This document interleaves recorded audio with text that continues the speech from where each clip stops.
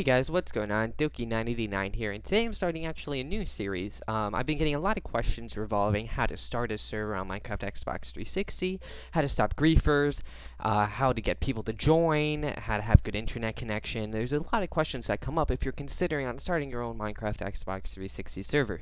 Now, I've had my server for over 10 months now, pretty much since Minecraft came out for the Xbox, around May 13th, give or take a few days, in 2012, of course. And in this episode, I'm going to be talking about how to improve your internet connection as a host or as a player. Now, as a host is what I'm first going to be talking about because, the internet connection for the host is the most important part of hosting a server. You need to have great internet connection so people can get chunks to load so they can build houses, so they don't lag out, lose connection and stuff. And it's actually kind of challenging. I have great internet connection. I'm fortunate enough to have my parents who really, see the importance in having internet connection that's like really good and having fast, high broadband. We have like 5 gigabytes of bandwidth. We have, here, let me pull up my speed test result. You can check out how fast your internet is by going to speedtest.com. And then once you load up the main menu area, you're going to click Start Test, and what it's going to do is it's going to use your internet, router and connect it to the nearest internet server in your state or country or whatever. For me, the next server is about 60 miles away. I'm not going to tell you exactly where it is because that's kind of telling you where I kind of live, but my ping is about 8 to 14. It really depends how many other connections I have to it. So the first thing that you can do to have a better internet connection when you're hosting is to turn off other devices that are connected to your router using Wi-Fi, or turning off other laptops. Now, iPod Touches, iPads, all these sort of things, they use bandwidth and Wi-Fi connection because they're connected to the internet, which means they're connected to your router, and your router has a certain limit with how much internet it can have. So by turning these devices off, by turning off the Wi-Fi option on your phone, or turning off the computer and disabling or taking out the Ethernet cable if you have one in, will really help improve your internet connection. Secondly, what you can do to increase your internet connection speed and have a better hosting, have a better hosting and better map is to have your Xbox located near your router. Now, for me, what I do is I have a special case when I'm hosting. I have an old Xbox with me, one that broke, and what happened was that the disc tray, the motor that spins the disc, it got a lot of dust stuck into it. So what that means is that it wouldn't rotate the disc fast enough, so it wouldn't, read the CD, and that's commonly referred to as an open disc tray error, because I'd put the disc in and then say open up just and insert, whatever, but it's already in. So what I did was I took apart the Xbox. Very simple to do. You can find many tutorials on how to do this online.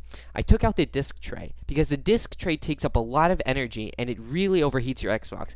Now, if I take my disc tray out, I can host for maybe 8 or 9 hours without having my Xbox freeze at all. When I had it in on Saturday, it froze within 15 minutes of having it on. Now, of course, there's other options that play into effect, but when I don't have it in, my Xbox is significantly cooler because it's not using as much energy to run with the hard drive. So what I do is I took it out. Also, what I did was I connected my Xbox to a router via an Ethernet cable. So that's a hard wire connection. You stick in the Ethernet cable into the back of your Xbox, and then you plug it into your router. So it's an automatic, it's faster than Wi-Fi, I find. I find that many people are able to load chunks quicker when they do this. Now, there is only so much you can do because there are going to be people that join your game that don't have great internet connection. Particularly, what I found is that when I'm hosting, if I have 2, maybe 3, or even 4 people from Great Britain, it significantly lowers the internet speed and the chunk loading, pretty much because they're halfway around the world. Now, I don't have a problem with British people. I'm friends with a lot of them. A lot of people on Minecraft are actually British, which I find is really cool. A lot of Europeans play Minecraft because, it was made in Sweden, or Norway, I forgot which one of them, and they're halfway around the world. That's enough said right there. And I found that the internet connection in Great Britain isn't as necessarily as good as the if you live on the coastal cities of America. The internet there is better than in Kansas or Texas, what I find. So you can actually have better internet connection if you're on the coast. But that can be reason why your internet would be slower, is because people are playing from Great Britain. There's nothing you can really do about that. I mean, if you want, you can just not let people come from the UK and join. I think that's kind of douchebaggy-ish. I encourage other people from other countries to join, even though that means that the internet might be a little slower.